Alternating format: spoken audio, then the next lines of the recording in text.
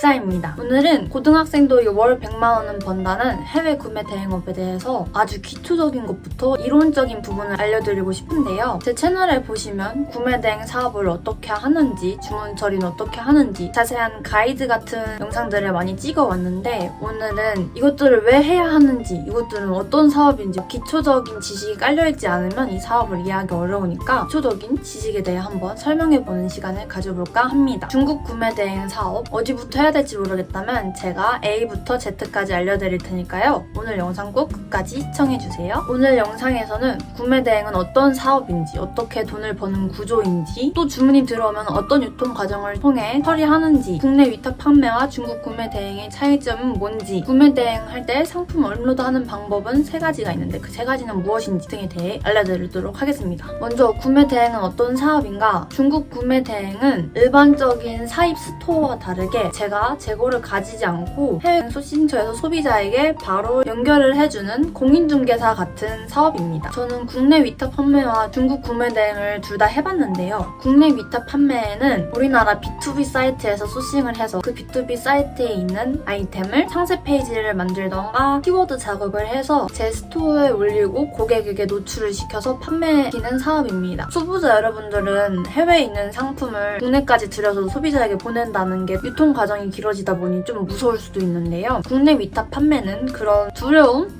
또는 진입장벽이 더 없어서 접근하기 쉽다는 장점이 있고, 배송 기간도 짧아서 정산이 빨리 된다는 장점이 있습니다. 그렇지만 제가 직접 해보니까 치킨 게임을 하게 되더라고요. 국내 B2B 사이트에서 떼우면은 100원, 200원 이렇게 저보다 조금씩 더 낮게 가격을 올려서 최저가로 1등에 뜨게 하는 전략이 있는데, 그런 식으로 계속 플레이 경쟁을 하게 되는 구조입니다. 그리고 이것도 제가 겪었던 일인데요. 제가 가장 잘 판매하고 있었던 상품이 공급처에서 공급이 중단돼서 판매를 못하게 되었습니다. 공급처에서 공급이 중단되면 판매를 할 수 없다는 단점이 있고, 수동으로 한 개 한 개 올리다 보니까 한 가지 상품에 노출이 되도록 심혈을 기울여야 되는데 노출이 안 되면 광고 비용을 들여야 한다는 점도 있었습니다. 국내 B2B 사이트에 있는 것을 반자동으로 올리는 프로그램은 없어서 하나하나 수동으로 키워드나 상세 페이지, 썸네일을 제작해서 올려야 된다는 것도 진입장벽이 될 것 같고, 이것도 어떻게 보면 왕초보가 시작하기엔 빨리 결과를 내기 어려운 구조라고 생각을 합니다. 이번엔 중국 구매 대행에 대해서 알려드리겠습니다. 중국 구매 대행에 올리는 방법은 3가지 방법이 있는데, 수동, 대량, 반자동입니다. 수동은 한 개 한 개 올리면 타겟팅을 정확하게 할 수 있고 키워드 작업을 되게 세밀하게 하고 상세 페이지와 대표 이미지를 세세하게 올릴 수 있다는 장점이 있는데, 다만 시간이 너무 오래 걸립니다. 대량은 프로그램이 사이트를 한 페이지, 2페이지 단위로 아예 그냥 싸그리 긁어와서 제 스토어에 업로드하는 방법인데, 이렇게 되면 지재권 문제를 피할 수가 없습니다. 3번째는 반자동으로 상품을 하나하나씩 긁어오는 건데요. 하나하나 긁어와서 대표 이미지 편집을 조금 해주고 키워드 편집도 조금 해줄 수 있고 상세 페이지도 조금 편집을 해줄 수 있다는 수동과 대량 사이의 장점이 있습니다. 수동은 키워드를 상세하게 올릴 수 있고 정밀하게 올릴 수 있다는 장점이 있지만 시간이 오래 걸리고, 노출과 판매가 안 되면 헛수고로 돌아가는 거라서 구매 대행 사업에 적합한 등록 방식은 아닙니다. 대량은 타오바오나 1688 같은 중국 사이트에 들어가서 수집 버튼을 하나 누르면 페이지 단위로 복사해오는 방식인데, 다만 거르는 게 안 되다 보니 지재권 침해 문제가 많이 발생을 한다는 단점이 있습니다. 반자동은 대량과 비슷하지만 링크를 한 개씩 수집해서 업로드를 하는 방식이고, 제목, 썸네일, 상세 페이지 등을 수정할 수 있다는 장점이 있습니다.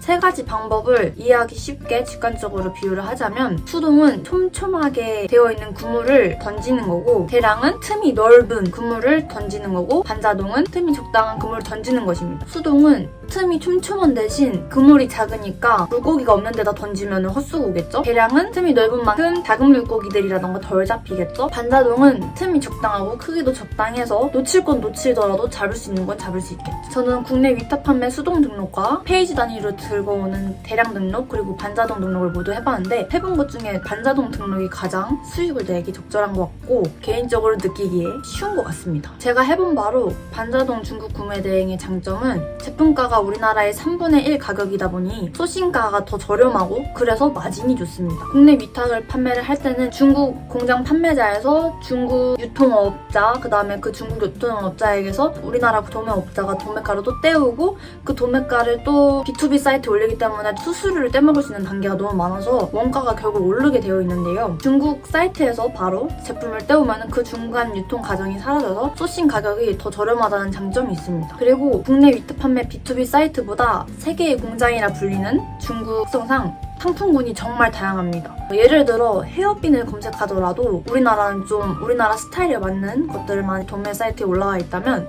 중국은 세계의 공장이기 때문에 되게 특이한 헤어핀이 많이 올라와 있습니다. 옷을 하더라도 그렇고요. 어떤 상품군을 검색하더라도 선택지가 정말 다양하다는 게 장점인 것 같습니다. 게다가 반자동 등록 방법이다 보니 제품 하나하나 제 손을 거쳐가는데 지재권 문제라던가 지워줘야 할 것들은 지워줄 수 있다는 점이 좋습니다. 수수료나 마진율 등을 한번 설정해 놓으면 100개를 올리든 1000개를 올리든 그 한 번 설정해둔 걸로 입력이 되기 때문에 제가 상품 하나 올릴 때 이걸 한 개 팔면 마진율이 얼마 나오고 이런 걸 신경 안 써도 돼서 좋고 이 상품을 최소 10,000원의 마진은 남기고 팔겠다라는 것도 설정할 수 있어서 그런 마진을 계산을 하지 않아도 된다는 부분도 상당히 편리해서 좋았습니다. 여러분들이 초보분들은 정리가 안 될 수 있는데 왕초보분들을 위한 영상이니만큼 중국 구매 대행할 때 그 유통 과정에 대해서 한번 설명을 해보도록 하겠습니다. 먼저 일을 하는 방식은 이렇습니다. 저희가 구매 대행 업자가 중국의 타오바오나 1688 같은 사이트에서 상품을 하나 소싱해서 제 스토어에 올립니다. 저는 6대 스토어에 올리고 있고요. 그 6대 스토어에 올라가면은 저장한 상품명과 상세 페이지와 옵션명으로 상품이 소비자에게 노출될 수 있는 기회가 생깁니다. 그렇게 해서 소비자가 제 물건을 구입하게 되면 저는 주문 수집 프로그램을 통해 그 물건을 발주 처리를 합니다. 주문을 확인한 다음에 엑셀표에 그 상품의 원가와 배송비를 넣으면은 마진율이 얼마인지 나옵니다. 그래서 역마진이 날 걱정은 하지 않아도 되고요. 먼저 계산기를 다 두드려 본 다음에 물품을 주문하는 거기 때문에 몇 마진이 날 것은 배송비를 특별히 잘못 책정하지 않는 이상 없습니다. 저는 한 번도 역마진이 난 적이 없고요. 수동 등록했을 때는 광고비 때문에 역마진이 났던 적이 있습니다. 중국 판매처에서 소비자가 주문한 상품을 주문을 하고 그 주문을 배송 대행지에 넘깁니다. 중국 상품이 배송 대행지로 가고 그 배송 대행지에서 저희에게 이 상품 검수 사진을 보내줍니다. 저희가 물건을 안 보고 판매하다 보니 적어도 검수 사진 한 장은 해주는 배송 대행지를 고르는 게 정말 중요한데요. 배송 대행지 잘 고르는 방법에선 다음 영상에서 알려드리도록 하겠습니다. 다음 영상을 보기 위해선 구독과 좋아요 꼭 눌러주세요. 배송 대행지에서 주문한 상품이 맞는지 사진을 한번 확인을 해주고 검수한 후에 결제를 하면은 출고가 됩니다. 그러면은 중국에서 통관하는 세관으로 들어오고요. 그 세관에서 2일에서 6일 정도 사이에 세관 검사를 마치고 국내 택배사로 인계가 됩니다. 국내 택배사에서 인계가 되면 그대로 소비자에게 가는 건데 유통 과정이 꽤 길다 보니 국내 위탁 판매보다는 처음 한다면 살짝 마음이 조마조마할 수 있습니다. 중국 구매 대행의 유통 과정은 이렇고요. 고객에게 도착을 하면 약 일주일 정도 시간 뒤에 구매 확정이 되고 주문 고객 확정을 하면 또 일주일 정도 뒤에 정산이 됩니다. 그리고 6대 스토어라고 하면 네이버 스마트 스토어, 쿠팡, 옥션, 지마켓, 11번가, 인터파크가 있는데요. 수수료가 제일 낮은 스토어는 스마트 스토어고 주문이 제일 잘 들어오는 스토어는 11번가인 것 같습니다. 쿠팡에서도 꽤 잘 들어오고요. 다만 쿠팡은 무료 반품이라는 차이점이 있습니다. 고객이 반품을 신청하면 쿠팡은 반품 거절 같은 게 없어서 무조건 해줘야 됩니다. 그래서 고객이 주문을 하면 정산을 받기까지는 약 3주 정도는 시간이 걸리고요. 그렇기 때문에 해외 결제에 메리트가 있는 신용카드 하나 정도를 준비하시는 걸 추천드립니다. 이 영상을 참고해주세요. 대략 사업의 내용은 이렇게 간단하게 알려드렸고 이런 구매 대행 사업을 여러분들이 시작하고 싶다면 시작하기 전에 준비해야 할 7가지 필수 준비물이 있습니다. 이것도 영상을 찍어놨는데 여기에 첨부를 해드릴게요. 그리고 이 영상에도 간단하게 설명을 드리겠습니다. 저는 처음 시작할 때 사업자 폰 없이 제 진짜 휴대폰으로 고객센터를 만들어서 운영을 했었는데요. 그렇다 보니까 스트레스 관리가 안 돼서 어떤 전화가 올지 너무 긴장이 되더라고요. 왜냐면 저는 조금 운이 없게도 첫 환불 고객이 되게 무지성 환불 고객이었어서 주문한 상품이 품질이 낮아서 마음에 안 들어서 어디다 갖다 버렸다 하고 뭐 환불을 원한 것도 아니고 그냥 대뜸 밤 11시에 저에게 욕을 날리셔서 그런 환불 고객도 처음이었는데다가 이런 욕을 하는 고객도 처음이었어서 너무 막 멘탈이 파사삭 갈려졌었던 사건이 있는데요. 보통은 이런 경우를 겪지 않습니다. 주변 판매자들 보면은 반품할 때도 되게 신사숙녀처럼 매너 있게 해주시는데 저희 케이스가 되게 충격적인 케이스였고요. 그렇기 때문에 사업자 폰을 따로 만드시길 추천드립니다. 폰은 중고나라에서 5만원 정도 하는 중고폰을 산 다음에 알트폰 요즘에 사서 넣으면 됩니다. 그렇게 하면 되게 저렴하게 사업자 폰을 만들 수 있으니까 세컨폰을 만든다는 거에 대해서 너무 부담감을 가지시지 않으셔도 될 것 같습니다. 더 자세한 알뜰폰 요금제에 대한 거는 여기 영상에 만들어놨으니까 참고해주세요. 앞서 말씀드렸다시피 고객에게 주문을 받고 상품을 전달해주고 스토어에서 정산을 하기까지 약 3주 정도의 시간이 걸립니다. 자금이 거의 한 달가량 묶이는 건데요. 있어요. 그래서 저희가 신용카드가 필요합니다. 만약에 처음에 시작할 때 자금이 정말 아예 없다 하시는 분들은 신용카드가 필요합니다. 저도 그래가지고 처음에 시작할 때 통장에 20만 원 있었거든요. 정말 거짓말 안 하고 적금도 하나도 없고 통장에 잔고가 20만 원일 때 시작했어서 그냥 주말에 알바를 하면서 잠깐 묶일 수 있는 돈을 벌면서 했었는데, 저처럼 이렇게 초기 자금이 아예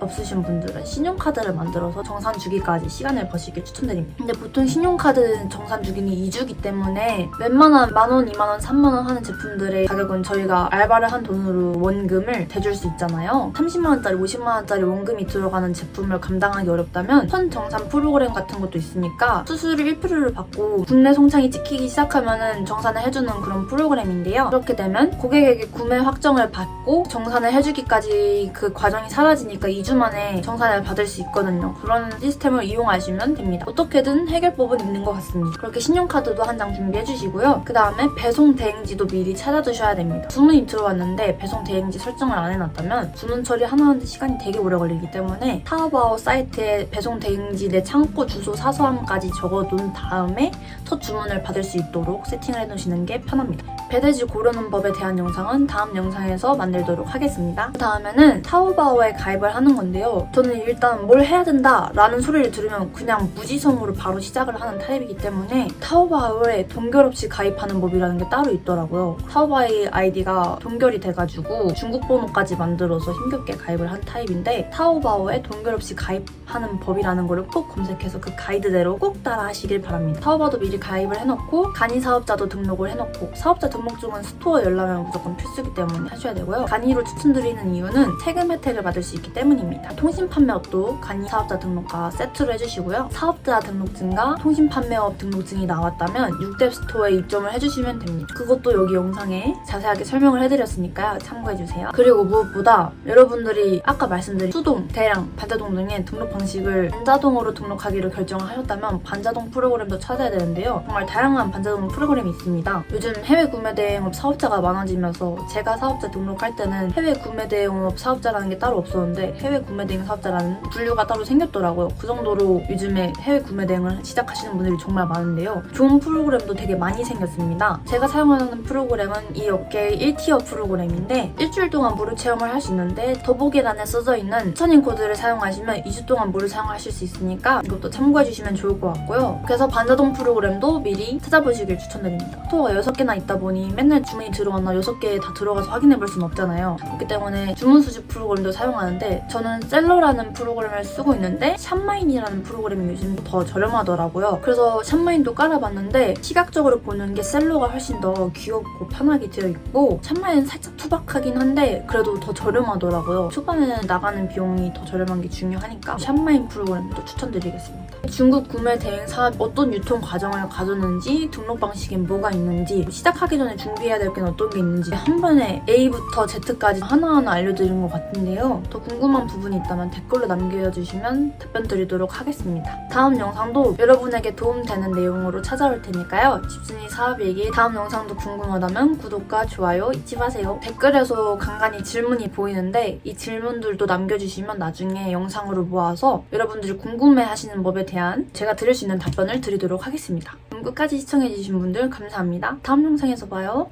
안녕.